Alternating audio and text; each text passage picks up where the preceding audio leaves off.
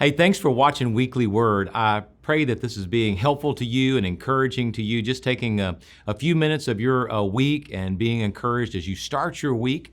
And I pray that God uses it in a powerful way in your life. You know, if you're familiar with the story of the life of a guy by the name of Joseph, not Joseph, the earthly father of Jesus, but Joseph from way back in Genesis, the story about his life, you know that it is a story of ups and downs. It is a story that he is a beloved son of his father, but his brothers cannot stand him. In fact, his brothers dislike him so much, dislike the dreams that he's having, that they decide to get rid of him. He ends up being thrown into a well, sold into slavery, and then he eventually ends up working as a servant in an Egyptian household.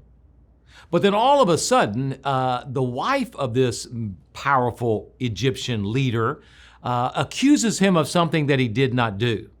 And as a result of that, he ends up in jail. Well, in jail, he meets some of his bunkmates and they make promises. They promise they'll remember him, but the first one forgets him. And then finally, after all of this time, after this roller coaster ride up and down in his life, one of the persons tells the Pharaoh about Joseph, and Joseph comes and Joseph benefits the life of the Pharaoh, and the Pharaoh gives him a position. He works his way up and he becomes what you and I would call the prime minister of Egypt. He's in charge of vast things and responsibilities in the country of Egypt. Now, the famous verse about Joseph is in Genesis 50:20. It's when these brothers who sold him into slavery come and they came to get food because Egypt had food and there's a famine in the land. And then finally Joseph reveals himself to his brothers, and his brothers are scared that he's going to take revenge, but Joseph doesn't. And he says in Genesis 50:20, what you meant to harm me, God meant it for good. His perspective has changed. But I was reading the other day in Genesis, and his perspective, his understanding of what had taken place in his life didn't just change when you get to Genesis 50. No, it was already changed.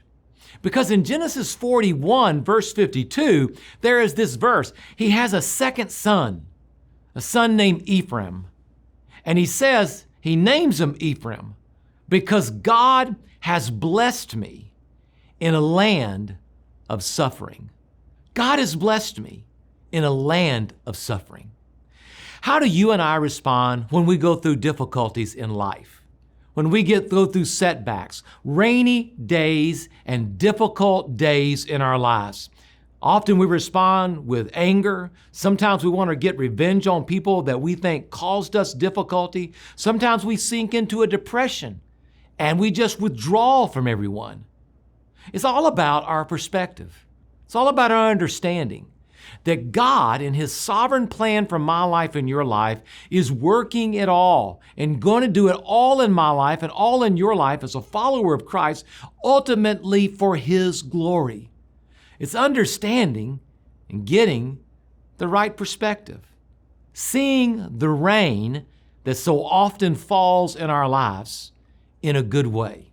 I was reading the other day about a poet that said, the poet said, you know, you see rain, you see a stormy day, but I see God raining down daffodils. The reason he said that is because he knew that the result of the rain, the result of the storm is blessing and life and growth that takes place. The other day we experienced a pretty good rainstorm here. It was watching it from the house, watching it from the window. The gutters were overflowing.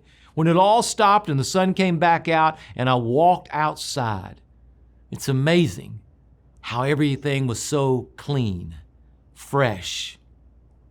We're suffering, and rainy days in our lives can be difficult. But it's all our perspective and seeing that God may be using that to grow new things in our lives, to teach us new things. God has blessed me in a land of suffering. I pray your perspective is to look to Him. God bless you, and we'll see you next week.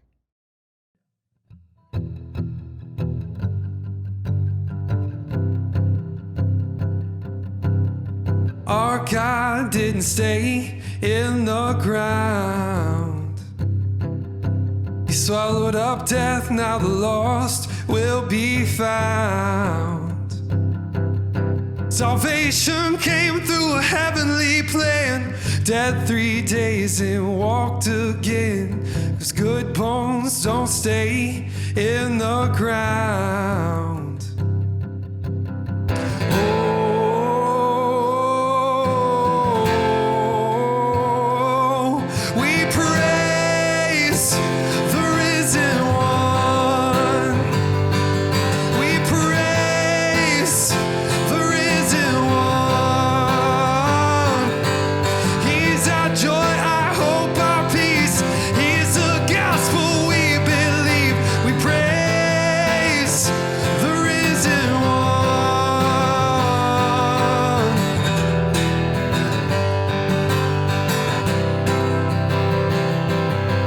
Pierced his skin, let him hang, let him bleed. Laid in a cave after taken from the tree. He wasn't lost, just nowhere to be found. No, his bones didn't stay in the ground.